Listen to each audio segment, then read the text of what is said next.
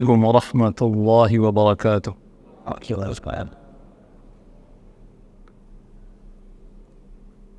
إن الحمد لله نحمده ونستعينه ونستغفره ونعوذ بالله من شرور أنفسنا وسيئات أعمالنا، من يهده الله فلا مضل له ومن يضلل فلا هادي له.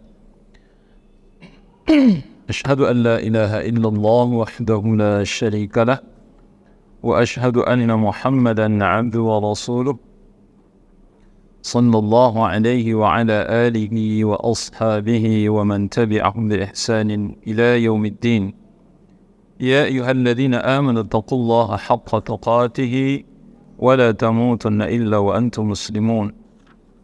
يا أيها الناس اتقوا ربكم الذي خلقكم من نفس واحدة وخلق منها زوجها وبث منهما رجالا كثيرا ونساء، واتقوا الله الذي تساءلون به والأرحام إن الله كان عليكم رقيبا.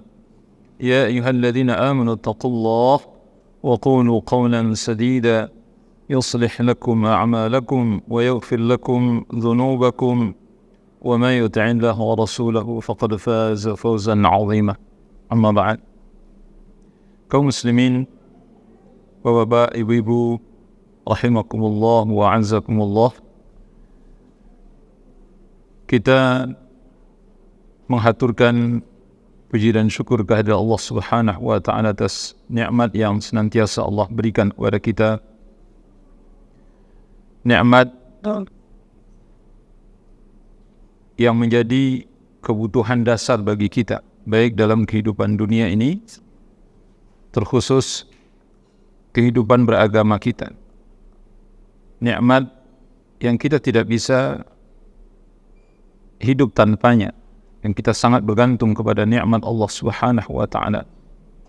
Bil khusus adalah nikmat yang Allah tanamkan ke dalam hati kita berupa nikmat iman dan kenikmatan beramal saleh. Semoga Allah Subhanahu wa taala melanggengkan nikmat ini dalam hati kita, sehingga apa yang diinginkan oleh Allah dari penciptaan diri kita terwujud insya-Allah. Salam dan salam untuk Nabi kita Muhammad sallallahu alaihi wasallam, semoga selalu dicurahkan, dilimpahkan kepada beliau, kepada keluarga beliau, sahabat, para sahabat radhiyallahu anhum ajma'in.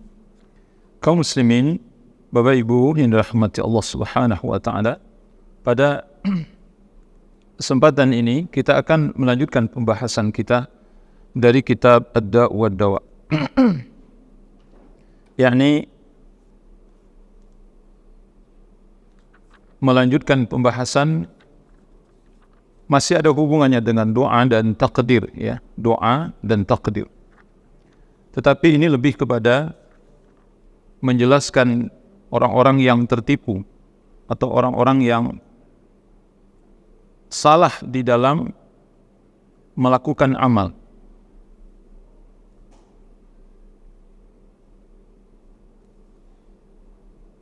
Ya, ini membahasakannya agak sedikit sulit, ya. Bapak Ibu rahmati Allah Subhanahu wa taala.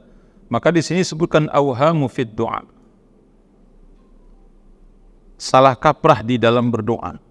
Sebenarnya di sini kalau kita lihat isinya bukan hanya sekedar terkait dengan doa saja. Juga terkait dengan ikhtiyat sebenarnya. Bagaimana ada orang yang keliru, ya, tertipu dengan apa yang dia lakukan. Tapi mungkin dia tidak menyadari akan hal itu. Nah, ini penting Bapak Ibu rahmati Allah. Jadi terlihat dia seakan ingin menyelamatkan dirinya, namun sesungguhnya dia menyerumuskan dirinya ke dalam jurang bahaya. Nah, ini yang kita sebutkan tertipu itu. Terlihat dia seperti akan menyelamatkan dirinya dari bahaya, namun sesungguhnya dia sedang menyusun rencana untuk memasukkan dirinya ke dalam bahaya tersebut. Bapak dan Ibu rahmati Allah Subhanahu wa taala, ini yang kita maksudkan dengan salah kaprah ini. Pembicaraan kita sebelumnya, yakni tertipunya orang-orang dengan takdir, ya, Jadi mereka mengira bahwa takdir Allah Subhanahu wa ta'ala itu apa yang terjadi pada diri mereka tanpa sedikit pun kaitannya dengan ikhtiar. Orang-orang yang tertipu dengan takdir Allah itu, di antaranya adalah mereka memahami takdir itu, ya apa yang Allah lakukan terhadap dirinya. Jadi, di mana dia mendapatkan dirinya, dan apa yang dia dapati dari dirinya, maka itulah takdir Allah Subhanahu wa ta'ala yang tanpa dihubungkan dengan ikhtiar, tanpa dihubungkan dengan ikhtiar dan doa. Padahal takdir Allah Subhanahu wa ta'ala itu meliputi ikhtiar, meliputi doa. Doa itu adalah takdir Allah. Ini yang kita bahas sebelumnya. Kemudian ikhtiar itu adalah takdir Allah Subhanahu wa ta'ala. Kemudian hasil akhir adalah takdir Allah Subhanahu wa ta'ala. Jadi sesungguhnya apapun yang kita alami dalam hidup ini, itu tidak lepas dari takdir Allah Subhanahu wa ta'ala. Semuanya takdir Allah Subhanahu wa ta'ala. Bapak dan Ibu rahmati Allah Subhanahu wa ta'ala. Oleh karena itu, agar kita sukses di dalam memahami ikhtiar, kaitannya dengan takdir, dengan doa, maka kata beliau, Imam Ibn Qayyim rahimahullah ta'ala, seseorang hendaklah mengetahui secara rinci sebab-sebab yang mendatangkan keburukan dan kebaikan. Jadi kita disuruh untuk belajar. Karena takdir Allah Subhanahu wa ta'ala, apakah itu yang baik ataupun yang buruk, menimpa diri kita, tidak bisa dilepaskan dari pengetahuan kita. Dan ini bagian dari ikhtiar sebenarnya. Jadi tidak bisa apa yang menimpa diri, ya sudahlah, saya terima saja apa yang Allah berikan pada diri kita, pada diri saya. Toh, kalau saya berusaha, kalau Allah Subhanahu wa ta'ala memang sudah menetapkan begini, walaupun saya berusaha, tidak akan meleset takdir Allah Subhanahu wa ta'ala. Nah, ini kalimat yang kita jelaskan pada pertemuan yang lampau, dan kalimat ini yang membuat seseorang menjadi tertipu.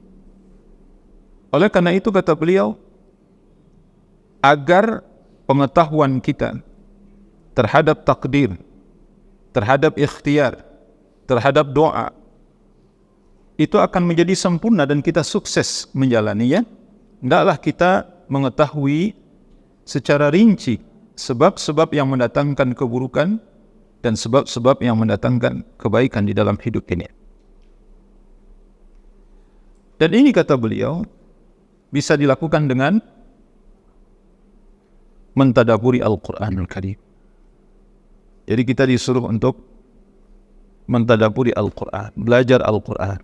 Bapak dan Ibu rahmati Allah Subhanahu wa ta'ala. Tidak dilakukan lagi wa min anfa'i ma fi dzalika tadabburul Quran. Hal yang paling bermanfaat yang harus dilakukan oleh seseorang untuk mengetahui sebab-sebab kebaikan dan sebab-sebab keburukan itu adalah dengan mentadaburi Al-Quran. Fa innahu kathilun bidzalika 'ala akmal wujuh. Karena dengan mentadaburi Al-Quran itu, ini adalah jalan terbaik dan sebaik-baik cara yang harus ditempuh oleh seseorang. Jadi kalau kita ingin mengetahui sebab-sebab yang mendatangkan kebaikan bagi hidup kita dan sebab-sebab yang akan menimpa, sebab-sebab keburukan yang akan menimpa diri kita, apa jalan yang harus ditempuh?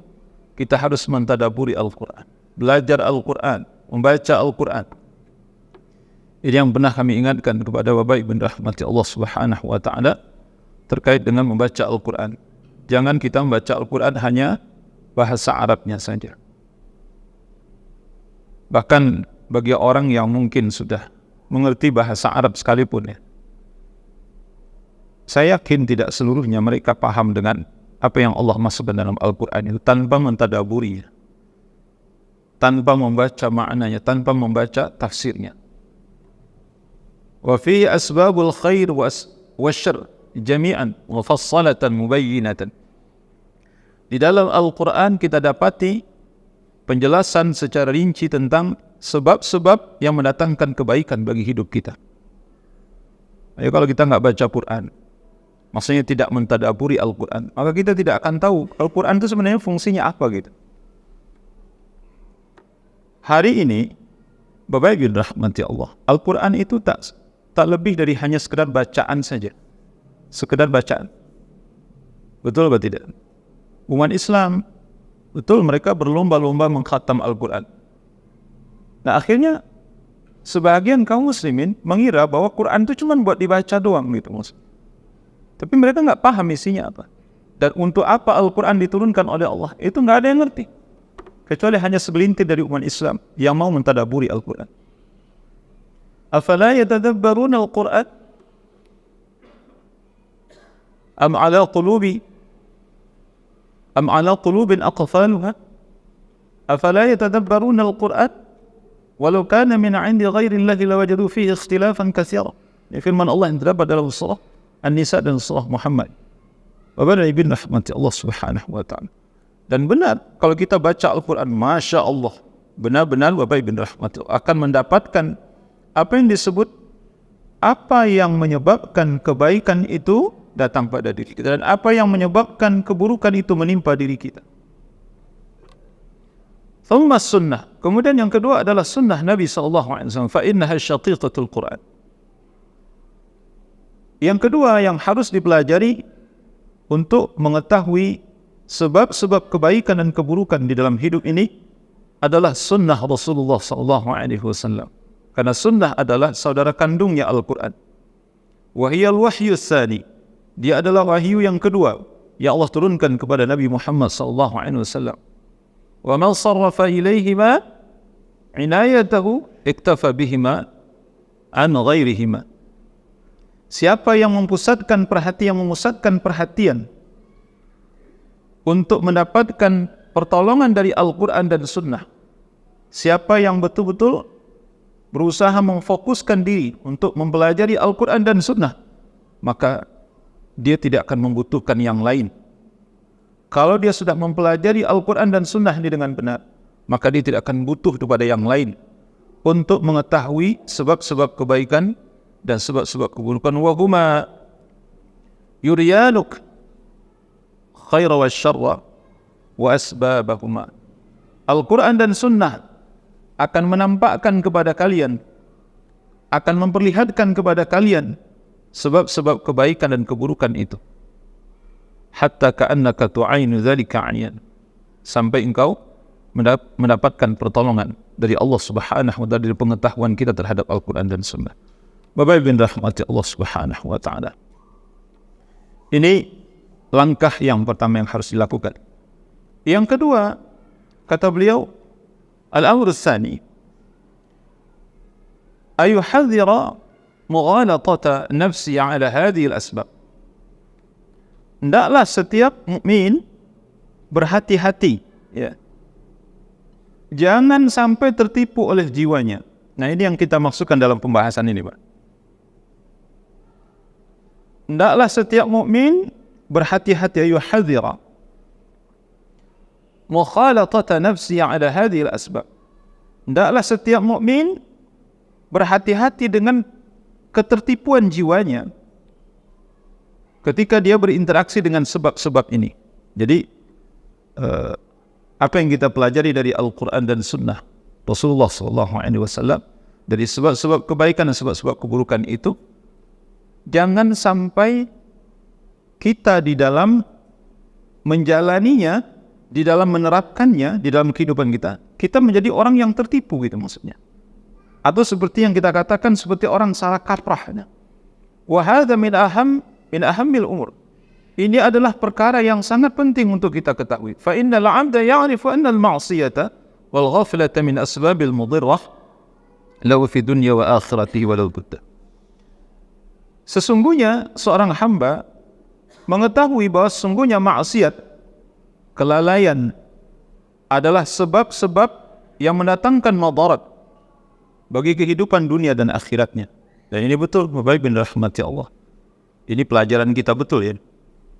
Jadi kalau masih ada juga yang nggak ngerti, kalau ada madarat yang menimpa dunia kita, ada madarat yang menimpa akhirat kita, maksudnya menimpa agama kita, ada keburukan yang menimpa fisik kita, ada keburukan yang menimpa hati kita, masih nggak ngerti juga. Nah, saya ingatkan kembali, ini karena dosa. Jadi kalau ada keburukan, ada hal-hal yang tidak kita sukai menimpa diri kita, menimpa hati kita, itu karena apa, Bapak Ibu? Dosa. Dan itu pasti sifatnya, pasti. Kemudian, lakin tughalituhu nafsuhu bil ittikali ala ghafur, ala afillahi wa maghfiratihi taratan.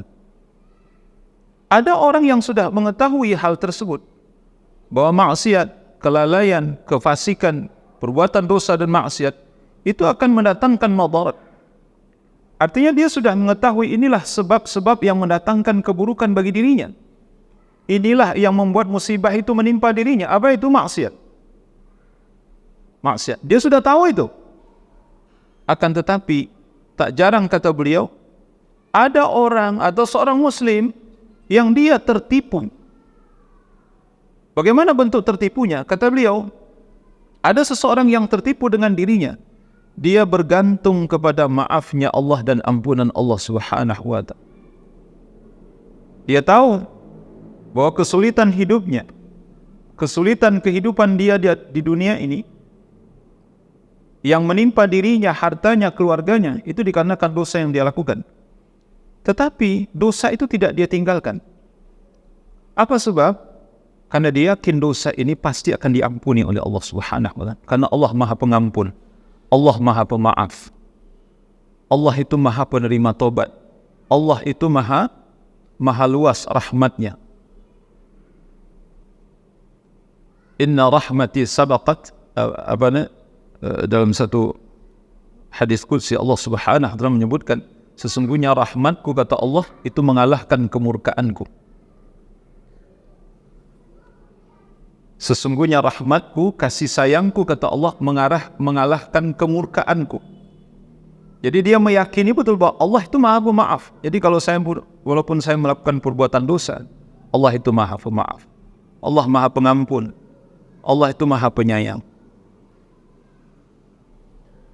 Kemudian bentuk ketertipuan lain, kata beliau, wa bitaswifi bitaubati taratan. Dia sengaja menunda taubat. Dia tidak langsung bertobat kepada Allah Subhanahu wa ta'ala. Kenapa? Karena dia yakin bahwa Allah akan memaafkan. Dia yakin Allah akan mengampuninya. Dia yakin Allah tidak akan memberikan azab kepadanya. Wa bil istighfari bil lisani taratan. Ada orang yang tertipu, dia mengira dengan istighfar sudah selesai semua permasalahan. Jadi artinya maksiat yang dia lakukan itu tidak akan mendatangkan madarat terhadap dirinya. Kenapa? Ya, bagi saya, setelah saya berbuat dosa dan maksiat, kemudian saya beristighfar sesudah itu, selesai masalah. Subhanallah, Maha Suci Allah. Jadi ada orang yang sengaja berbuat maksiat. Ini bahasanya, Bapak Ibu rahmati Allah Subhanahu wa ta'ala, ini adalah orang yang sengaja berbuat maksiat. Dia sengaja berbuat maksiat. Kemudian dia yakini bahwa dengan banyak beristighfar maka dosanya selesai gitu. Maksudnya Allah langsung akan memaafkan dan mengampuni dosanya. Kemudian ada orang yang bifi'lil mandubat taratan. Setelah dia berbuat dosa dan maksiat, maka dia melakukan amal-amal sunnah. Ini sebagaimana yang kita dapati di dalam hadis Nabi SAW, bahwa amal-amal ibadah yang kita lakukan, sebenarnya baik itu amal wajib maupun amal-amal sunnah, itu akan mengampuni dosa yang kita lakukan. Jadi kalau kita lihat di sini, ini bukan orang bodoh ini, Bapak Ibu rahmati Allah Subhanahu wa ta'ala. Kalau kita perhatikan ya di sini, ini orang ngerti gitu. Orang yang paham ini. Dia sengaja berbuat dosa, kemudian setelah itu ya sudah diperbanyak amal-amal sunnah. Mungkin baca Quran, mungkin dia salat sunnah setelah itu, mungkin dia puasa sunnah setelah itu, mungkin dia bersedekah dan lain sebagainya. Ya selesai dosa saya. Wabil ilmi taratan, atau mungkin dia menuntut ilmu. Karena sebagaimana kita dapati dalam hadis, orang-orang Yang berdosa itu dosanya akan diampuni oleh Allah dengan dia menuntut ilmu atau mengajarkan ilmu. Hadisnya sahih dari Nabi SAW. Nah, ini artinya bukan orang-orang bodoh ya, orang-orang paham itu maksudnya. Tapi ini orang tertipu sebenarnya. Wabil ihtijaji bil qadar, atau dia berargumen dengan takdir. Wah, ini sudah takdir Allah Subhanahu wa taala, seperti kita katakan ini pada pertemuan yang lampau. Atau dia berargumen dengan pandangan-pandangan orang-orang yang dianggap dipercaya perkataannya. Maksudnya mungkin para ulama atau para kiai, para ustadz. Bapak dan Ibu rahmati Allah Subhanahu wa taala. Wal iqtida'i bil akabir taratan. Disebutkan ya, orang-orang terpandang di tengah-tengah mereka. Ya, enggak usah khawatir kalau kamu berbuat dosa, dosamu akan segera diampuni oleh Allah. Yang penting kamu harus begini ya. Bapak Ibu rahmati Allah Subhanahu wa taala. Nah, inilah yang kita sebutkan dengan salah kaprah itu. Memang terlihat ya hampir sama kasusnya dengan orang yang salah memahami tentang takdir pada pertemuan yang lampau. Bapak Ibu rahmati Allah. Jadi kalau kita lihat sepintas, kalau dia berbuat dosa, ya sudah, dia bersandar kepada ampunan Allah, kepada maafnya Allah. Dia bersandar kepada bahwa Allah maha penyayang. Dia bersandar kepada kalimat istighfar. Dia bersandar kepada amal-amal saleh. Dia bersandar dengan ilmu. Dia bersandar kepada takdir. Bapak dan Ibu rahmati Allah Subhanahu wa taala. Sehingga kata beliau, wa katsirun minan nas yadhunnu annahu law fa'ala ma fa'ala thumma qala astaghfirullah. Tak sedikit manusia, kata beliau, yang menduga, yang mengira kalau dia melakukan satu perbuatan dosa, maka dosanya akan segera hilang dengan dia beristighfar astaghfirullah, maka segera hilanglah dosanya. Subhanallah, maha suci Allah. Bapak Ibu rahmati Allah Subhanahu wa taala. Kata Imam Al-Qayyim, ada seseorang yang berkata kepadaku, ya, ada seseorang yang mengaku ahli fikih, ya. Iya, sebenarnya ini bukan ahli fikih sebenarnya. Jadi beliau ini seakan-akan nyindir gitu. Ada orang yang mengaku dirinya sebagai ahli fikih. Dia mengatakan ana af'alu ma af'alu thumma aqul subhanallahi wa bihamdihi. Subhanallahi wa bihamdihi, subhanallahi wa bihamdihi mi'ata marrah. Dia katakan kepadaku, ya aku kalau ingin melakukan perbuatan dosa, aku tinggal melakukannya. Setelah itu cukup bagiku mengucapkan subhanallahi wa bihamdihi sebanyak 100 kali. Selesai dosa. Bapak Ibu rahmati Allah Subhanahu wa taala. Na'udzubillah min dzalik. Nah, ini hati-hati Bapak Ibu rahmati Allah. Jadi bukan tanpa dalil. Jadi ada dalilnya memang. Cuman salah itu maksudnya dalam menggunakan dalil itu salah maksudnya. Dia memakaikan dalil itu salah gitu. Dan ini benar. Hadis Nabi sallallahu alaihi wasallam qala fi yaumin subhanallahi wa bihamdihi mi'ata marratin huttat an khataya walau kanat misla zabatil bahr. Kata Nabi sallallahu alaihi wasallam, barang siapa yang mengucapkan subhanallahi wa bihamdihi 100 kali dalam sehari, maka dosa-dosanya akan dihapuskan oleh Allah walaupun sebanyak buih di lautan. Masya Allah. Sahih hadis ini dari Rasulullah sallallahu alaihi wasallam. Maka ini kan salah satu zikir pagi dan petang. Bapak Ibu rahmati Allah Subhanahu wa taala. Maka kami mengingatkan diri kami, Bapak Ibu rahmati, jangan lupa membaca subhanallahi wa bihamdihi. Itu. Nah. Jadi maksudnya begini, Bapak. Jangan mentang-mentang Nabi menjamin kalau kalian ucapkan subhanallahi wa bihamdihi sebanyak 100 kali, maka dosa kalian pasti diampuni oleh Allah Subhanahu wa taala. Kemudian kita sengaja berbuat dosa, itu maksudnya enggak boleh itu, Pak. Kita sengaja berbuat dosa karena meyakini nanti kalau saya mengucapkan subhanallah udah selesai masalah gitu. Itu ya. Ini enggak boleh, Pak, antum yang begitu maksudnya. Nah, ini yang tertipu itu. Ya kalau begitu terus, berarti kita balik ke titik nadir. Kita balik ke titik nol terus. Setelah beramal, berbuat dosa. Setelah beramal, berbuat dosa. Nah terus nilai untuk kita mana? Mana tambahannya buat kita? Ini salah satu bentuk ketertipuan.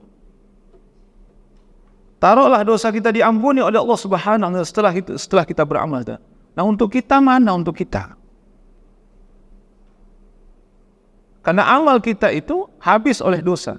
Dosa nanti habis oleh amal. Jadi begitu bolak-balik. Nah, artinya kita tidak punya tabungan. Kalau kita berbuat dosa dan sengaja berbuat dosa, lantaran kita meyakini dengan kalimat subhanallahi wa bihamdihi, dosa kita akan diampuni oleh Allah Subhanahu wa Ta'ala. Keyakinan bahwa subhanallahi wa bihamdihi bisa menghapuskan dosa itu wajib ada dalam hati kita, karena ini sabda Nabi SAW. Tetapi jangan ini jadikan alasan kita sengaja berbuat dosa. Nah ini yang tidak diperbolehkan. Yang lain juga mengatakan, ini seorang penduduk Mekah kata beliau, nahnu idza fa'ala ahaduna ma fa'al. Kalau kami ingin berbuat dosa, ightasala wa tafa bil bait usbu'an. Cukup bagi kami setelah berbuat dosa itu kami tawaf sebanyak 7 kali. Wa qad muhya anhu dzalik. Maka dosa-dosa kami dihapuskan oleh Allah Subhanahu wa Ta'ala. Subhanallah. Nah, enggak boleh begitu.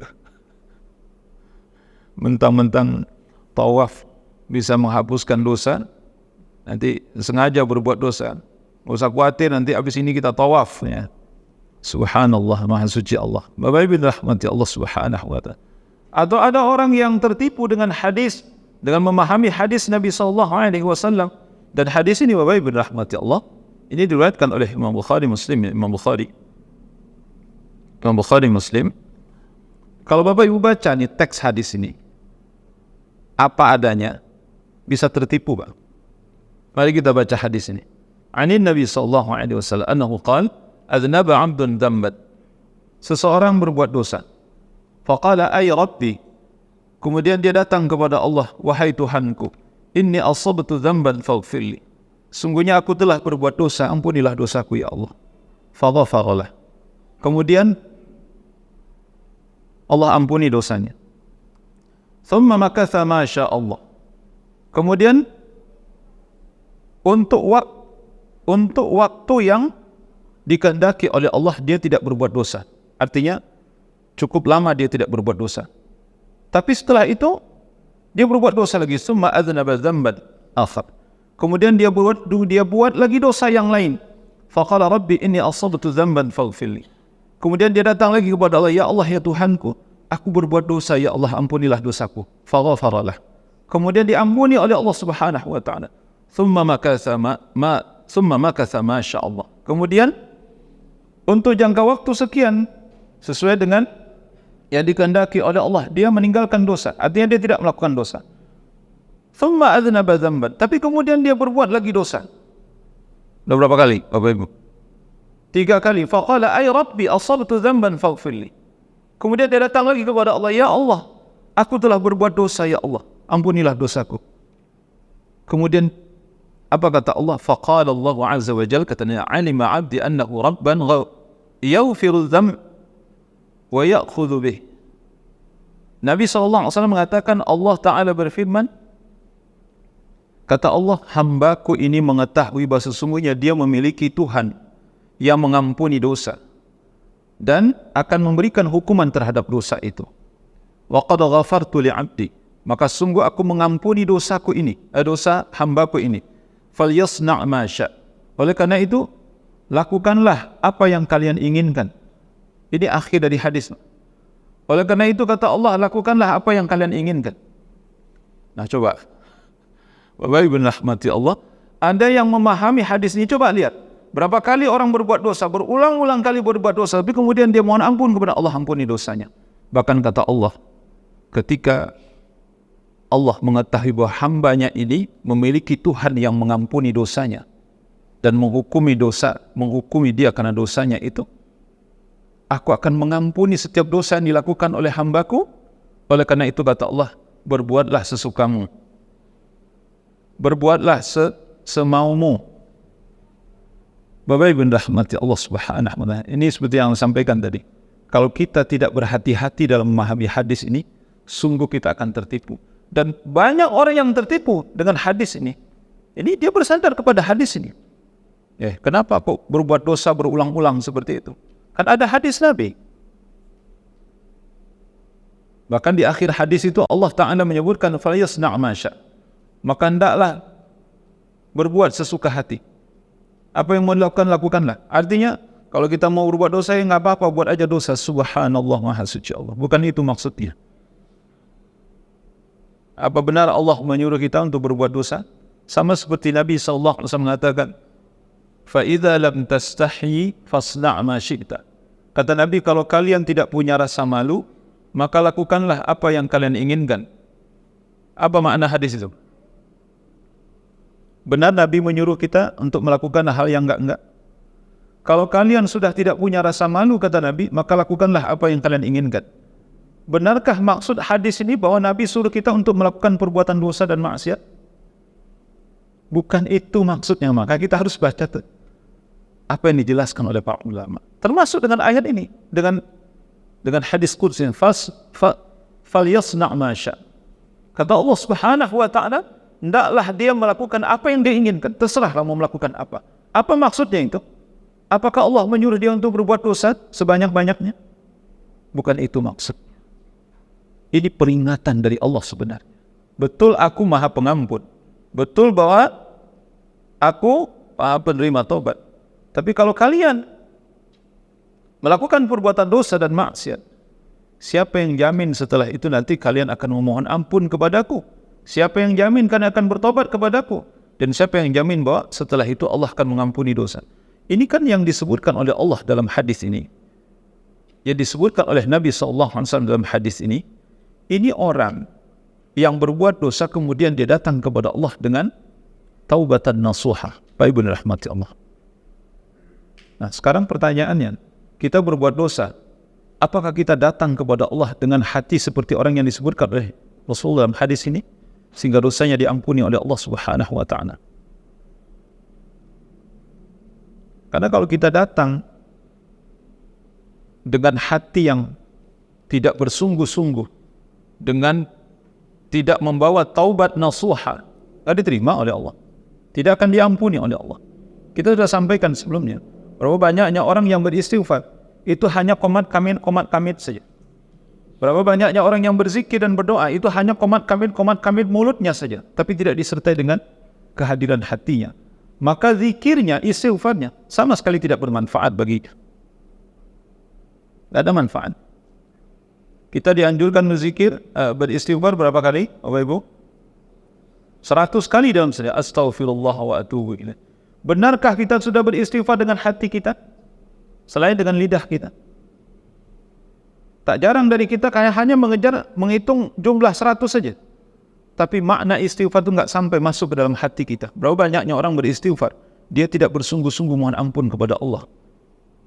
Dia hanya ucapan lidah yang tidak sampai ke hati, tidak sampai ke jantungnya, tidak sampai ke akalnya. Nah, ini bentuk orang-orang yang tertipu.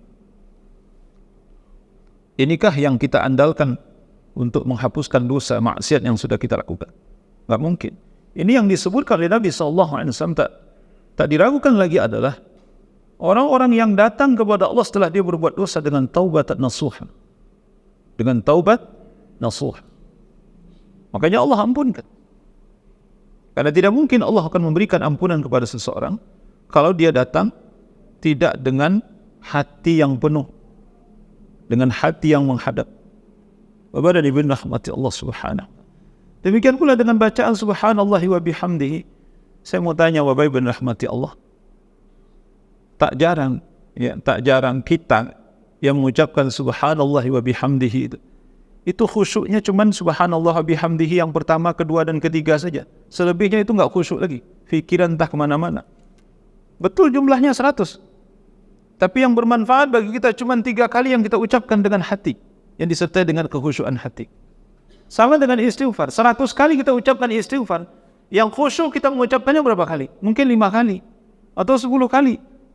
Nah yang 90 kali, itu tidak khusyuk kita mengucapkannya. Itu enggak ada manfaatnya.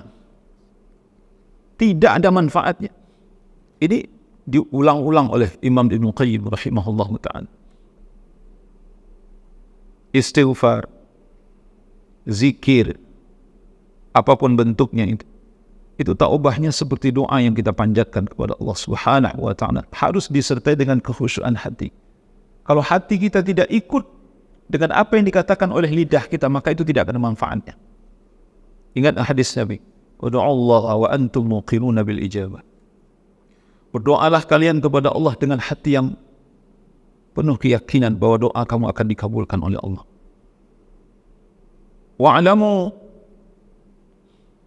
Wa'lamu anna Allah la yaqbalu du'aan min qalbin ghafilin. Kata Nabi SAW, ketahuilah oleh kalian bahwa Allah tidak akan menerima doa dari hati yang lalai. Jadi kalau mulut, itu yang saya katakan tadi Bapak Ibu, mulut aja yang komat kami, tapi hatinya tidak mengiringi. Nah, coba bayangkan ibadah salat kita kebanyakan model begitu. Mulut kita jalan terus, Pak. Mulai dari takbiratul ihram sampai salam. Itu enggak pernah berhenti mulutnya. Tapi yang hati kita menyertai apa yang diucapi oleh mulut kita, itu berapa persen?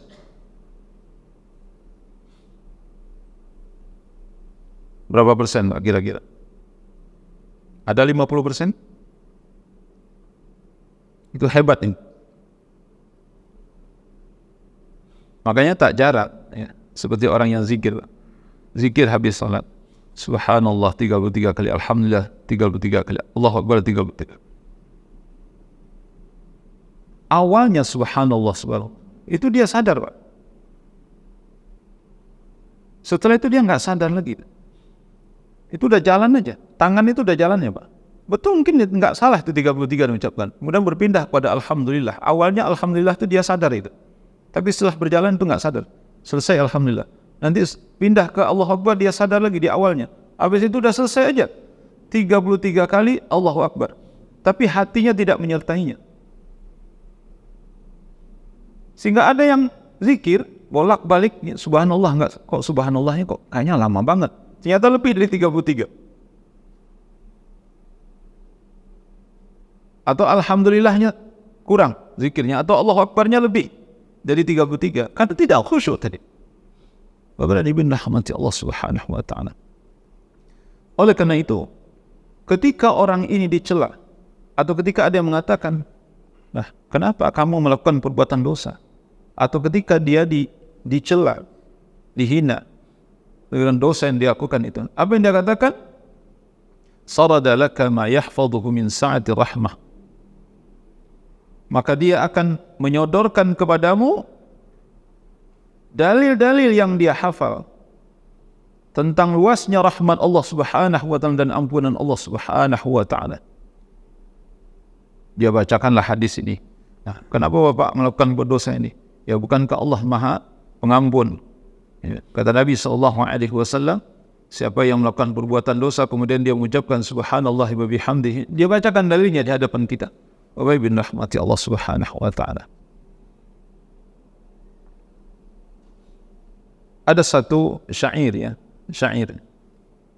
Dan syair ini adalah syair orang-orang yang tertipu. Wa katsir mastata'ta minal khataya idza kada al-qudumu 'ala al-karim. Berbuatlah dosa semaumu. Lakukanlah dosa sebanyak-banyaknya sesuai dengan keinginanmu. Idza kada al-qudumu 'ala al-karim. Ala karim. Yang kalau akhirnya kita akan bertemu dengan yang maha pemurah. Maksudnya apa? Ya enggak apa-apa, bikin saja dosa sebanyak-banyaknya. Kalau kemudian nanti engkau akan bertobat juga kepada Allah, maka dosa yang engkau lakukan itu akan diampuni oleh Allah Subhanahu wa taala. Subhanallah, maha suci Allah. Oleh karena itu, Bapak Ibu rahmati Allah Subhanahu wa taala, kita berlindung kepada Allah dari sikap tertipu ini, ya. Kita sampaikan, udah masuk waktunya Pak? Belum? Kita sampaikan satu bentuk ketertipuan. Wa min haula'il maghrurin ma yata'allaqu bi mas'alatil jabr. Di antara bentuk orang-orang yang tertipu adalah orang-orang yang tersangkut dengan pemahaman Jabariyah. Bapak Ibu pernah dengar ini pemahaman Jabariyah atau aliran Jabariyah? atau firqah Jabariyah. Pernah dengar Bapak Ibu? Wa anna al-'abda la fa'ala lahu al-battah wal ikhtiyar. Keyakinan orang-orang Jabariyah bahwa amal yang lahir dari dirinya itu bukan amal mereka. Karena bagi orang-orang Jabariyah keyakinannya apapun yang dilakukan oleh manusia itu bukan dia yang melakukan. Dan manusia tidak punya pilihan. Wa innama huwa majbur. Sungguhnya manusia itu terpaksa ala fi'lil ma'asi. Termasuk perbuatan-perbuatan dosa dan maksiat itu bukan perbuatan manusia. Subhanallah, maha suci Allah. Ini paham Jabariyah. Jadi kalau ada nanti yang berzina, mencuri, membunuh, berbuat dosa, maksiat segala macam, apa yang dia katakan? Ini bukan saya yang melakukan. Saya hanya mengikut saja. Saya ini terpaksa ini mengikuti saya. Jadi kalau melakukan perbuatan dosa, itu yang ada yang menggerakkan, kata mereka. Ini keyakinan Jabariyah. Na'udzubillah min dzalik. Wa ibn rahmati Allah. Ada orang yang beralasan yang seperti ini. Dan kita berlindung kepada Allah jangan sampai terlibat dengan paham-paham sesat. Nanti akan kita sambung ada beberapa bentuk-bentuk ketertipuan lainnya dari orang-orang ketika mereka berinteraksi dengan dalil-dalil salah dalam memahami dalil dari Al-Quran dan Sunnah Nabi sallallahu alaihi wasallam. Wa sallallahu ala nabiyyina Muhammad wa ala alihi wa sahbihi wasallam. Assalamualaikum warahmatullahi wabarakatuh. Alhamdulillah wassalatu wassalamu ala Rasulillah wa ala alihi wa sahbihi wa mawalah ma ba'd. Kaum muslimin rahimakumullah wa a'azzakumullah. Kita lanjutkan bahasannya. Wa min haula'i man yaghtarru bi mas'alatil irja'. Di antara bentuk mereka yang tertipu adalah mereka yang terlibat dalam aliran Murji'ah. Kalau tadi Jabariyah, mungkin Bapak Ibu yang dirahmati Allah pernah dengar ya. Kalau Jabariyah ini lebih terkenal sebenarnya. Jabariyah itu. Jadi kata mereka beramal saleh, mereka bermaksiat. Itu sebenarnya bukan mereka yang melakukan. Semua itu adalah Allah yang melakukan atas kehendak Allah. Jadi kalau mereka bermaksiat itu mereka sandarkan kepada Allah. Na'udzubillah min dzalik. Nah, bahaya atau tidak nih ini aliran sesat ini? Ini sudah ada dari ribuan tahun yang lampau. Dan hari ini ada umat Islam yang mengikuti ajaran sesat ini. Jadi apapun yang lahir dari diri mereka, itu kata mereka, semuanya sudah ditentukan oleh Allah. Jadi bukan mereka yang melakukan gitu maksudnya.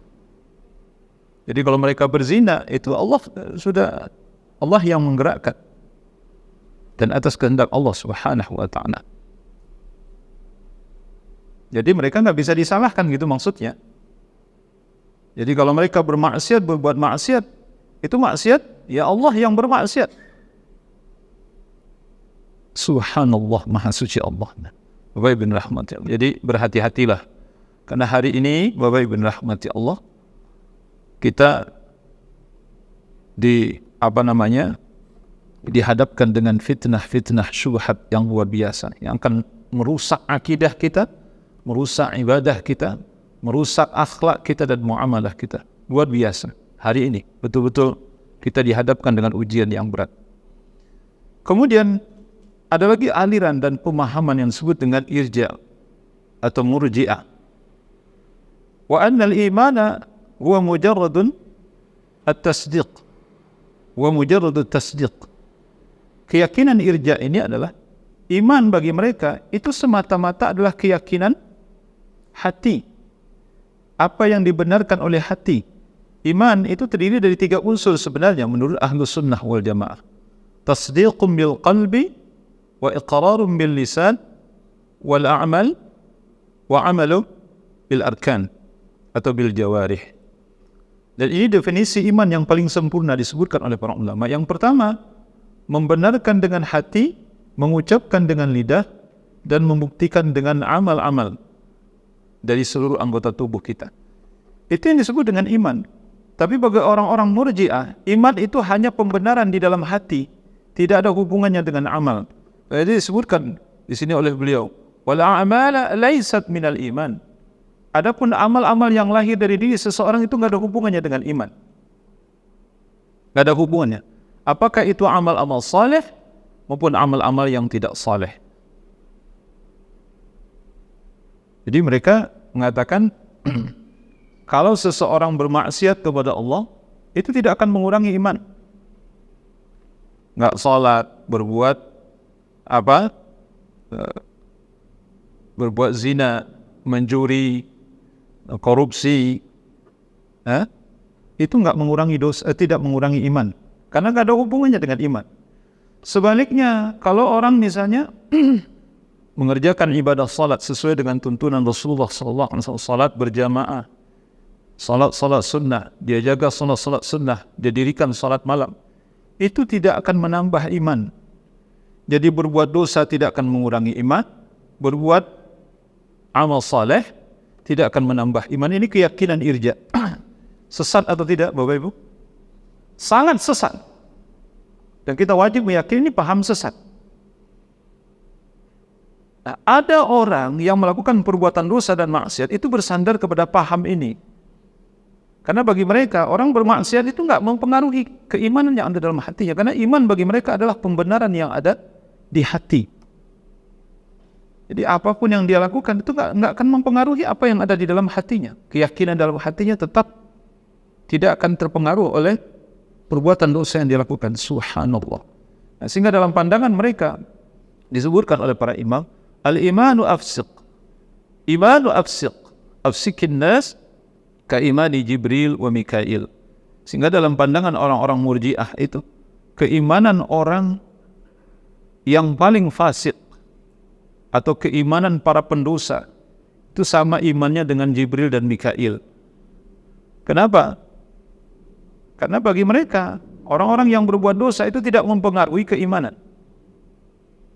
Waliyadzubillah, Allah. Na'udzubillah min dzalik.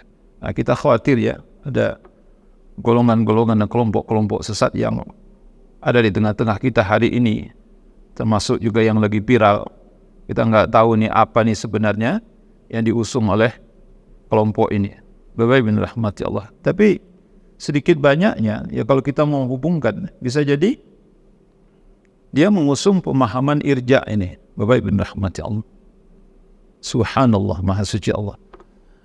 Kata Imam Ahmad bin Hanbal, keyakinan ahlus sunnah, iman yazidu wa yanqus.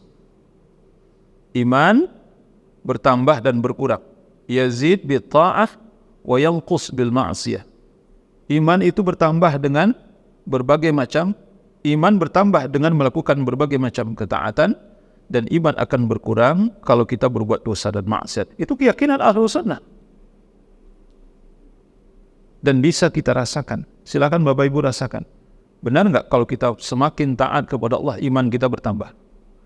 Sebaliknya, kalau kita tergelincir dari jalan Allah, kita berbuat dosa dan maksiat, betul nggak iman kita semakin menurun dan menipis dalam hati kita? Itu bisa kita rasakan, nggak bisa dibohongi itu. Nah, orang-orang irja tidak meyakini akan hal ini. Makanya keyakinan irja ini termasuk keyakinan sesat dan menyesatkan. Bapak Ibu berhati-hati. Kemudian di antara orang-orang yang tertipu adalah mereka yang tertipu dengan kedudukan ya orang-orang saleh di tengah-tengah mereka. Misalnya mereka meyakini orang-orang saleh itu memiliki kedudukan khusus di sisi Allah Subhanahu wa taala. Oleh karena itu, apapun kesalahan dan dosa yang dilakukan oleh kita, kalau kita datang kepada orang saleh ini, apakah dia masih hidup atau dia sudah mati, ya. Di sini nanti dikaitkan dengan ya datang ke kuburannya, berdoa kepadanya, ya udah selesai masalah. Dan ini juga Bapak Ibu rahmati Allah terjadi di tengah-tengah kaum muslimin. Berapa banyaknya dari umat Islam yang tertipu, ghulu terhadap orang-orang saleh atau orang-orang yang dianggap saleh dalam tanda kutip, saya katakan. Nah, terkadang orang kita ini orang yang diagung-agungkan oleh mereka, orang yang mereka anggap saleh itu, orang yang mereka walikan itu, bukan benar-benar wali sebenarnya, bukan benar-benar orang saleh sebenarnya, tapi disolehkan dalam pandangan mereka. diwalikan dalam pandangan orang awam. Dan mereka tertipu dengan itu, baik semasa orang ini masih hidup maupun setelah dia meninggal. Dikeramatkan oleh mereka, sehingga dikenallah di tengah-tengah kita ada kuburan keramat. Tidak ada kuburan keramat. Tidak ada kuburan keramat di muka bumi ini, satu pun tidak ada kuburan yang keramat. Keramat dalam artian bahwa boleh kita datang kepadanya, meminta sesuatu, dan bisa menyelesaikan setiap persoalan yang kita hadapi. Tidak ada satu pun kuburan di muka bumi ini, termasuk kuburan Nabi Muhammad SAW. Makanya sebagaimana kita sampaikan dari awal, kalau ada kuburan yang boleh kita datangi secara khusus kemudian kita meminta sesuatu, maka itu adalah kuburan Nabi Muhammad SAW. Dan Nabi berlindung kepada Allah, mohon, Allahumma la taj'al qabri wasanan yu'bad. Nabi SAW, ya Allah, jangan engkau jadikan kuburanku ini sebagai wasanan yu'bad, sebagai berhala yang disembah, yang dijadikan tempat meminta-minta, yang dijadikan sesuatu yang bisa menyelesaikan solusi bagi mereka. Di mana mereka datang kepadaku, ke kuburanku, meminta sesuatu. Itu yang tidak diinginkan oleh Nabi SAW. Bapak Ibu rahmatullah, ini paham siapa ini? Paham? Yahudi dan Nasrani. Saya ulangi kembali Bapak Ibu rahmatullah. Jadi yang percaya kepada kuburan, ngalap berkah kuburan, minta tolong kepada kuburan, minta solusi kepada kuburan, itu paham Yahudi dan Nasrani. Dan Rasulullah SAW mendekati wafat beliau mengingatkan kepada kita, la'anallahu al-yahuda wan nasara. Semoga Allah mengutuk dan melaknat orang-orang Yahudi dan orang-orang Nasrani, ittakhadhu qubur anbiya'ihim masajid, karena mereka telah menjadikan kuburan-kuburan para nabi-nabi mereka sebagai tempat sujud. Mereka salat di sana, mereka berdoa di sana, mereka meminta di sana, mereka meminta sesuatu untuk menyelesaikan setiap persoalan mereka, datang ke kuburan para nabi dan orang-orang saleh di kalangan mereka. Kemudian di dalam Islam itu diwarisi oleh orang-orang Syiah. Oleh karena itu Bapak Ibu rahman, saya ingatkan berulang-ulang, ajaran sebenarnya yang terjadi di tengah-tengah kita ini ajaran Syiah sebenarnya. Itu muaranya adalah ajaran Yahudi dan Nasrani, kemudian diikuti oleh orang-orang Syiah yang ada di dalam Islam, kemudian diikuti oleh orang-orang kita. Makanya Bapak Ibu rahmati Allah, Bapak Ibu perhatikan ya, antara orang Syiah dengan kuburiyun itu mereka join gitu. Mereka nggak ada yang gontok-gontokan ya. Justru mereka itu bermusuhan dengan kita. Orang Syiah itu bermusuhan dengan kita. Kuburiyun bermusuhan dengan kita. Bapak Ibu rahmati Allah Subhanahu wa taala.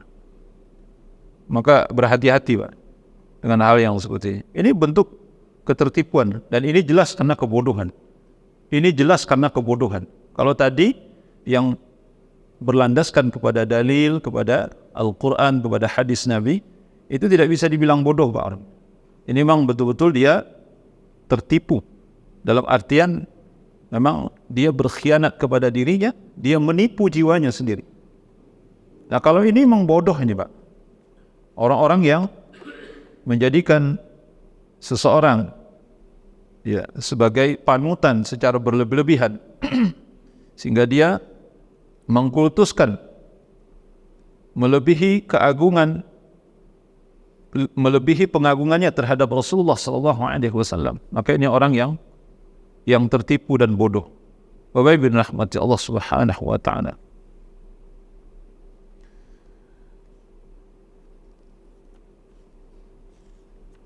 Nah, demikian pula ya di sini kalau disebutkan satu persatu panjang ya, Bapak Ibu rahmati Allah. Demikian pula ada orang yang tertipu dengan sikap husnudzan kepada Allah Subhanahu wa taala. Husnudzan. Kita tidak boleh bersuudzan kepada Allah. Kata dia, sebagai seorang muslim kita ini harus berhusnudzan kepada Allah. Apa itu husnudzannya? Allah tidak mungkin akan menyiksa. Allah tidak akan mungkin mengazab kita walaupun kita berbuat dosa dan maksiat. Dan kita wajib berbaik sangka kepada Allah Subhanallah, ini baik sangka apaan yang model begini? Bapak Ibu rahmati Allah. Ana 'inda dhanni 'abdi bi. Kata Allah Subhanahu wa taala, ana 'inda husni dhanni 'abdi bi. Aku mengikuti persangkaan hambaku terhadap diriku, kata Allah. Falyadhun nabi masya. Oleh karena itu, berprasangkalah semaunya kepadaku. Berprasangkalah semau kalian terhadapku, kata Allah Subhanahu wa taala. Bapak Ibu rahmati Allah Subhanahu wa taala. Jadi kita tidak boleh berburuk sangka kepada Allah. Jadi kalau orang yang bermaksiat itu, jangan sampai kita berburuk sangka kepada Allah. Wah, ini saya akan diazab oleh itu, berburuk sangka namanya kepada Allah seperti itu. Kata mereka, kita tetap berbaik sangka walaupun kita bermaksiat kepada Allah. Na'udzubillah. Lagi-lagi saya katakan, ini adalah pemahaman yang keliru, pemahaman yang menipu, pemahaman yang sesat. Bapak Ibu rahmati Allah Subhanahu wa taala. Ya. Disebutkan oleh beliau rahimahullah ta'ala, taubahnya seperti seorang budak yang melarikan diri dari tuannya. Dia telah membangkang kepada tuannya. Kira-kira budak yang lari dari tuannya, yang dia membangkang kepada tuannya, kira-kira dia husnudzan atau suudzan kepada tuannya?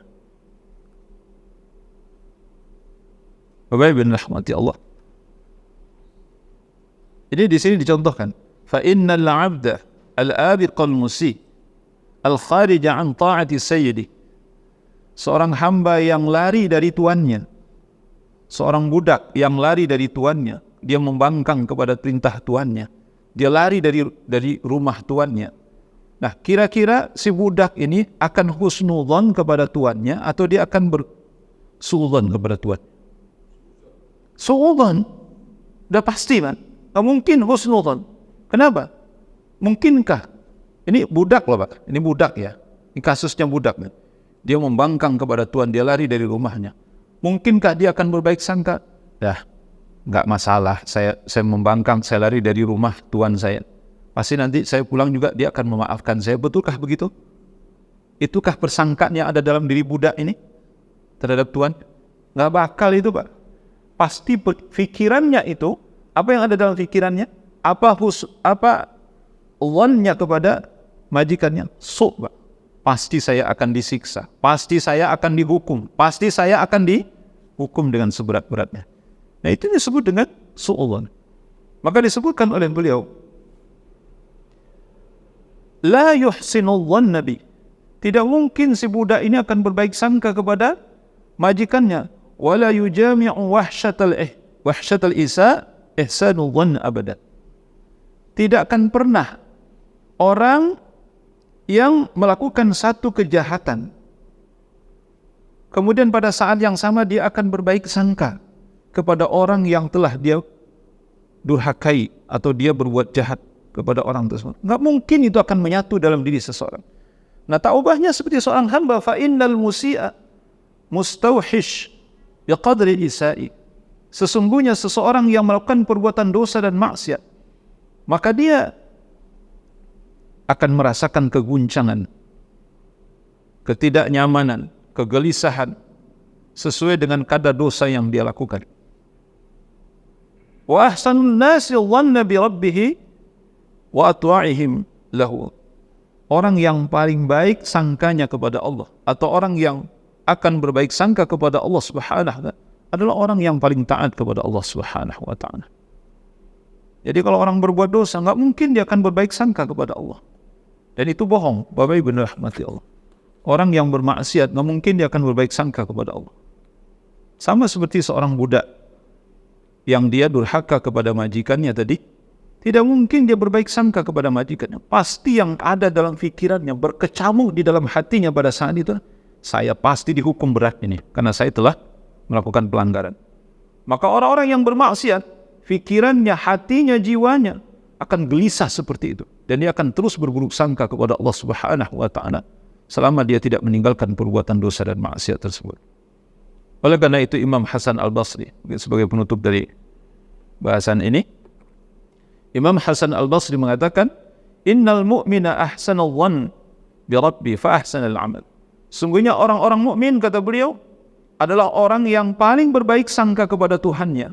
Oleh karena itu, mereka selalu berbuat baik. Mereka selalu melakukan amal-amal saleh. Wa innal fajira asa'al dhann. Sungguhnya orang-orang pendosa, orang yang berbuat dosa, mereka adalah orang yang selalu berburuk sangka kepada Tuhannya. Oleh karena itu, mereka selalu berbuat jahat. Mereka selalu berbuat dosa dan maksiat. Bapak dan Ibu rahmati Allah Subhanahu wa taala. Dan ini seiring sejalan. Oleh karena itu, marilah kita beramal, beribadah kepada Allah. Baik itu amal saleh maupun amal taleh gitu. Dengan cerdas, harus cerdas kita. Dan memahami dalil sesuai dengan apa yang dipahami oleh para ulama. Kita jangan memahami dalil menurut pikiran kita sendiri, atau kita jangan terlalu lemah ya, sehingga kita mudah terpengaruh dengan ajaran-ajaran, dengan aliran-aliran, dengan kelompok-kelompok, dengan firqah-firqah yang ada pada hari ini, maupun firqah-firqah yang dulu diwarisi oleh orang yang sekarang, atau firqah-firqah yang muncul saat ini, yang kalau kita perhatikan mereka jauh dari ajaran Rasulullah sallallahu alaihi wasallam. Na'udzubillah min dzalik. Allahu a'lam bissawab. Semoga ini bisa dipahami dan semoga kita tidak termasuk orang-orang yang tertipu di dalam memahami dalil dan mengamalkan dalil. Allahu a'lam bissawab. Saya persilahkan kalau ada yang perlu kita diskusikan terkait ini. Silakan Bapak. Ya, silakan. Waalaikumsalam. Assalamualaikum warahmatullahi wabarakatuh. Hanya sekarang dapat kabar besar. Setiap alat kanan anda terutaya. Apakah maksudkan yang dilakukan di dalam sesuatu yang menjadi pihak pada saat? Bapak Ibu rahmati Allah. Ini ada pertanyaan. Ketika seorang bermaksiat kemudian dia bertobat pada Allah Subhanahu wa taala dengan taubatan nasuha. Zahir dari apa yang dilakukan itu insyaallah sudah sesuai dengan apa yang Allah inginkan. Insyaallah dosanya diampuni oleh Allah Subhanahu wa taala. Apakah dosa-dosa yang dia lakukan itu nanti di akhirat masih akan ditampakkan oleh Allah, diperlihatkan oleh Allah Subhanahu wa taala kepada dirinya? Dalam hal ini, Bapak Ibu rahmati Allah, di dalam pembahasan kitab Tauhid, ketika kita membahas iman kepada hari akhir, Bapak Ibu rahmati Allah, dijelaskan oleh para ulama berdasarkan dalil. Orang-orang mukmin,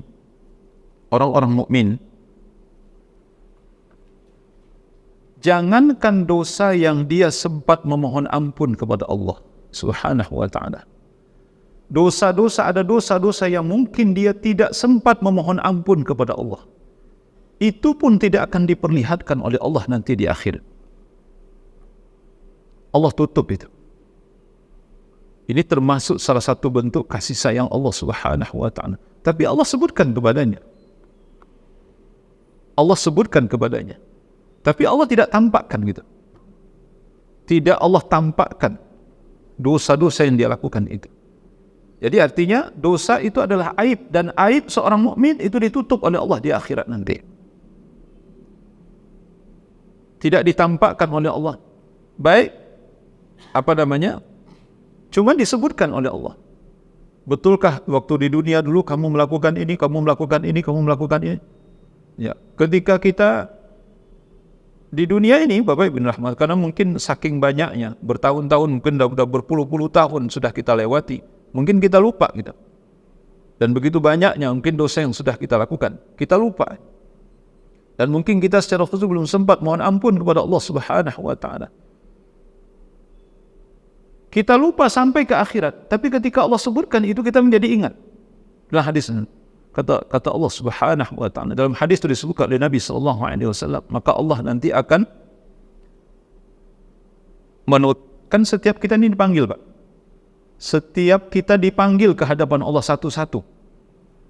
Kemudian Allah menutup tabir gitu, sehingga tidak terlihat oleh siapapun pada saat ini. Yang ada di dalam tabir itu adalah Allah dengan hambanya ini. Kemudian pada saat itu Allah Subhanahu wa taala dalam satu hadis disebutkan, itu menyebutkan kesalahan-kesalahan seorang mukmin ini. Kemudian si mukmin ini merasa sangat ketakutan ketika kesalahannya disebutkan oleh Allah Subhanahu wa taala. Tapi kata Allah Subhanahu wa taala, semua kesalahanmu itu sudah aku ampuni, kata Allah Subhanahu wa taala. Semua kesalahanmu itu sudah aku ampuni. Artinya tidak diperhitungkan lagi oleh Allah Subhanahu wa taala. Bapak dan Ibu rahmati Allah Subhanahu wa taala. Kalau dia seorang mukmin, maka tidak usah khawatir bahwa aibnya, dosa-dosanya tidak akan pernah ditampakkan oleh Allah Subhanahu wa taala. Adapun orang-orang yang nanti di akhirat yang akan ditampakkan, bahkan dibeber-beberkan oleh Allah Subhanahu wa taala di hadapan makhluknya, itu adalah orang-orang kategorinya itu fasik, munafik, orang-orang musyrik, orang kafir. Ini nanti akan dibongkar oleh Allah Subhanahu wa taala dan diperlihatkan di depan orang banyak. Nah, termasuklah dia seorang mukmin atau seorang muslim yang dia suka membongkar aib saudaranya waktu di dunia. Karena ada hadis Nabi sallallahu alaihi wasallam. Kata Nabi sallallahu alaihi wasallam, siapa yang menutup aib seorang mukmin di dunia ini, man satara al-muslim satarallahu lahu yaumal qiyamah. Siapa yang menutup aib seorang mukmin waktu di dunia ini, Allah akan tutup aibnya nanti di akhirat. Tapi siapa yang membongkar aib saudaranya, Allah akan bongkar nanti aibnya di akhirat. Wa bin rahmati Allah. Jadi walaupun dia seorang muslim, tapi suka membongkar aib orang, ya, suka menghibah, suka memfitnah, maka aibnya nanti akan dibongkar oleh Allah Subhanahu wa taala di akhirat nanti. Allahu a'lam bissawab. Jadi tidak usah khawatir, namun ini bukan berarti kita berlindung kepada husnuzan kepada Allah, tidak. Memang dalil yang mengatakan seperti itu. Selama kita betul-betul melakukan taubatan nasuha, maka dosa-dosa kita itu telah dihapuskan oleh Allah dan tidak akan diperlihatkan. Allah tidak akan perhitungkan itu. Justru nanti yang disebut-sebut oleh Allah itu adalah dosa-dosa di mana mungkin kita belum sempat bertobat darinya. Maka ketika membahas hadis wa atbi'is sayyi'atal hasanata tamhuha, kata Nabi, iringilah perbuatan jelekmu dengan perbuatan baik, niscaya perbuatan jelek akan dihapuskan oleh perbuatan baik. Nah, ada yang mengatakan, apakah perbuatan jelek ini itu akan hilang atau cuman tertutupi? Kalau dia berbuat baik misalnya, kata Nabi kan, kalau kamu berbuat baik maka perbuatan jelekmu akan habis, akan dihapus. Nah, dihapus itu maksudnya, kalau kita kan ada penghapus itu Pak, penghapus hilang kalau dihapus. Tapi ada yang tip X itu Pak, kalau ditempel gitu, dia hilang tapi masih ada di bawahnya. Paham Bapak Ibu maksudnya? Kalau tip X itu kan kalau kita gini kan, dia masih ada di bawahnya. Artinya tulisan itu masih ada di bawahnya. Catatan keburukan itu masih ada di bawahnya gitu. Kalau yang tip X itu Pak. Nah, begitukah atau mungkin yang habis dihapus? Nah, para ulama mengatakan dihapus maksudnya, dan Allah tidak akan memperhitungkan lagi itu. Kecuali kalau dia ulangi lagi berbuat dosa. Jadi dosa yang sudah diampuni oleh Allah, yang kita sudah bertaubat kepada Allah kemudian diampuni oleh Allah, itu tidak akan diungkit-ungkit oleh Allah Subhanahu, tidak akan diungkit oleh Allah dan tidak akan disebut-sebut oleh Allah Subhanahu wa taala. Wallahu a'lam bishawab. Ya. Ada yang lain Bapak Ibu? Silakan Pak. Assalamualaikum warahmatullahi wabarakatuh. Sudah betul tidak buat Honda dekat tahu tuan tapi terima tuan anak-anak. Yang kedua, saya pernah melihatnya kalau itu baik pun bukan baik. Kenapa seberapa besar akhir itu bisa kembali pro and develop itu ya, dan orang dia betul sebelumnya coba apa itu. Assalamualaikum warahmatullahi wabarakatuh. Yang pertama, apa tadi Pak? Yang pertama? Anak-anak bapak Iya. Eh, apa tanda taubat kita diterima oleh Allah? Tahukah kita yang bertobat kepada Allah ini taubat kita diterima oleh Allah atau tidak? Pertanyaan ini tak ubahnya seperti pertanyaan yang diajukan ketika saya beramal, beribadah kepada Allah. Apa tandanya bahwa amal ibadah saya ini diterima oleh Allah atau tidak? Itu hampir sama Pak sebenarnya dengan taubat ya. Apa taubat kita ini, apa tandanya taubat kita ini diterima oleh Allah atau tidak? Imam Ibnu Rajab rahimahullah ta'ala mengemukakan pendapat para ulama-ulama terdahulu. Kata beliau rahimahullah ta'ala, tanda bahwa amal kita diterima, atau kalau kaitannya dengan tobat, tanda kalau tobat kita diterima oleh Allah Subhanahu wa ta'ala itu akan kita rasakan pada diri kita. Kita akan merasakan. Seseorang yang taubat kepada Allah itu akan merasakan. Yang pertama, dia akan merasakan ketenangan. Biasanya orang yang dosanya belum diampuni oleh Allah, itu dosa itu masih menggerogoti jiwanya. Sehingga ketenangan, ketentraman, kedamaian hati nggak bakal dia dapatkan. Ini ciri awal orang yang diterima tobatnya oleh Allah. Artinya dosanya telah diampuni oleh Allah Subhanahu, maka hatinya akan dipenuhi dengan kedamaian, ketenangan, ketentraman. Dan ini luar biasa Bapak Ibu rahmati Allah. Ya, orang-orang yang bertaubat seperti para sahabat radhiyallahu anhum ajma'in, misalnya seperti kasus, silakan nanti Bapak Ibu yang dirahmati Allah lihat kasus tobatnya Ka'ab bin Malik radhiyallahu anhu ketika tobatnya diterima oleh Allah Subhanahu wa ta'ala. Beliau menceritakan tentang hati beliau. Sebelum tobatnya diterima oleh Allah, dia merasakan bumi ini sangat sempit, padahal bumi ini luas, kata beliau. Bumi ini sangat sempit bagiku, padahal bumi ini luas. Allah ciptakan luas bumi, tapi bumi ini, ya bumi yang luas ini sempit bagiku. Jadi jiwanya itu sempit. Tapi ketika doanya tobatnya diterima oleh Allah Subhanahu wa ta'ala, maka hatinya menjadi lapang. Kemudian yang kedua, itu nanti akan terlihat dari amal-amal yang lahir dari dirinya. Dia menjadi saleh, menjadi taat kepada Allah Subhanahu wa ta'ala, berubah 180 derajat berubah. Baik itu dari segi ibadahnya kepada Allah, kemudian dari segi akhlaknya, kemudian dari segi muamalahnya akan terlihat Pak dalam kehidupan sehari-hari. Nah, inilah makna apa yang dikatakan oleh Imam Ibnu Rajab, jazaul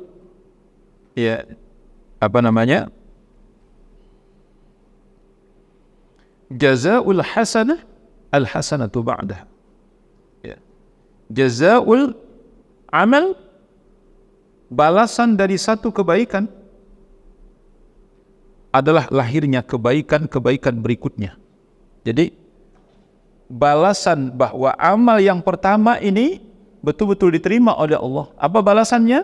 Allah akan lahirkan kebaikan-kebaikan dari diri orang ini. Jadi akan banyak lahir dari dirinya kebaikan-kebaikan. Itu tanda bahwa tobatnya diterima oleh Allah Subhanahu wa ta'ala. Sebaliknya, orang yang tidak diterima tobatnya, dia akan bisa merasakan. Jadi yang bisa mengetahui dan yang merasakan ini adalah orang yang bertobat, Pak. Orang yang bertobat, kalau hatinya masih gelisah, hatinya tidak tenang, nah ini adalah tobat yang tidak diterima oleh Allah Subhanahu wa ta'ala, karena dosa masih menggerogoti jiwanya. Kemudian tidak tampak perubahan pada dirinya. Amal-amal saleh tidak lahir dari dirinya. Masih begitu juga.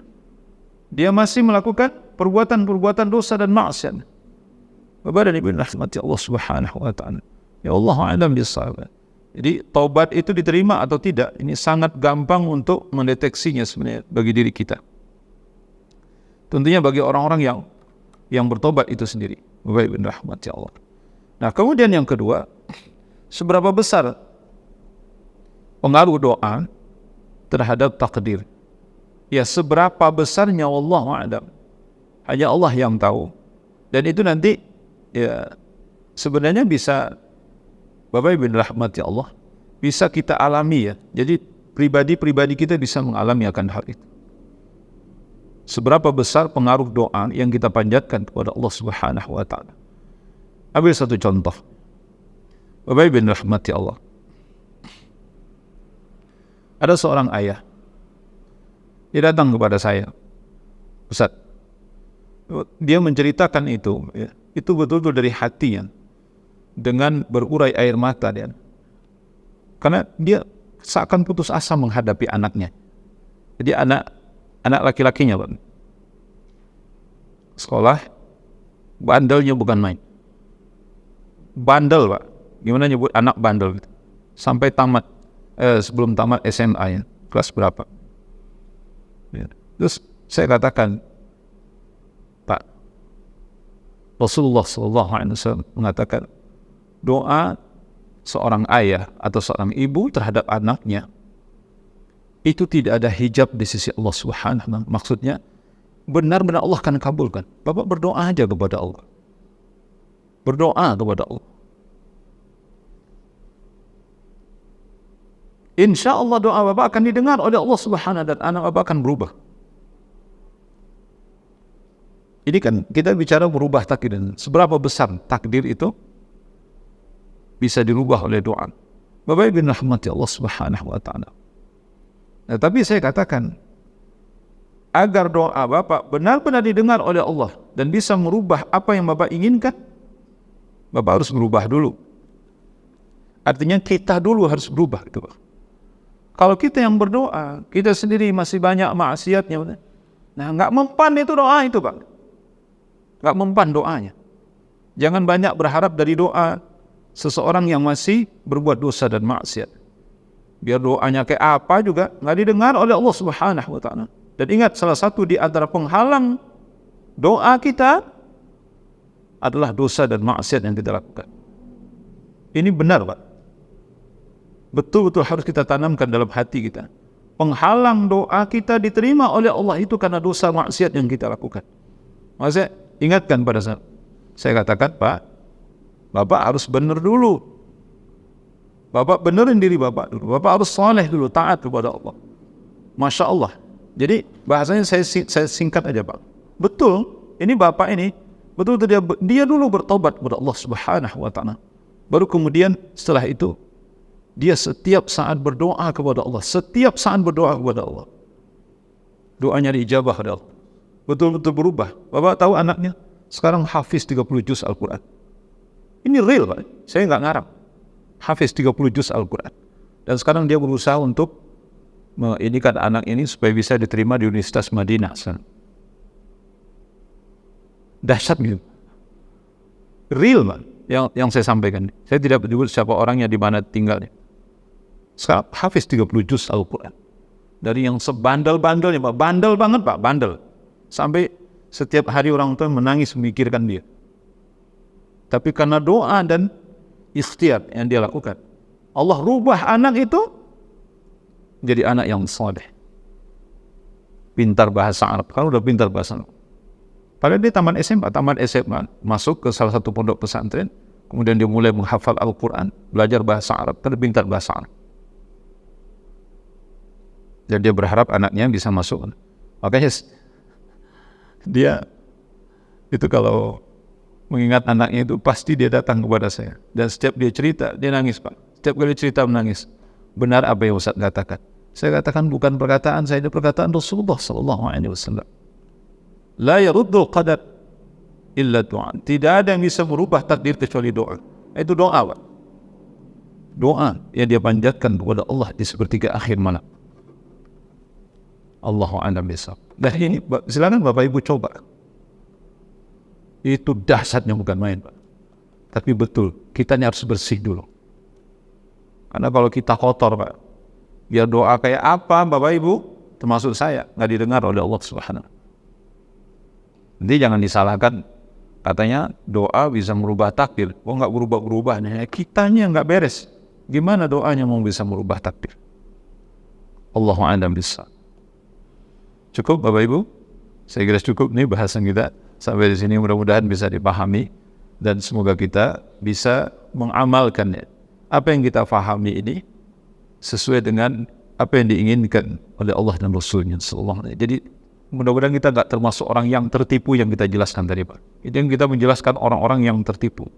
Tertipu dalam memahami Al-Quran, tertipu dalam memahami sunnah Nabi, tertipu dengan orang-orang saleh, tertipu dengan kedudukan orang-orang yang ada di tengah-tengah kita, dan lain sebagainya. Na'udzubillah min dzalik. Dan semoga kita bisa beramal, beribadah sesuai dengan apa yang dituntunkan oleh Nabi kita yang mulia, Nabi Muhammad SAW.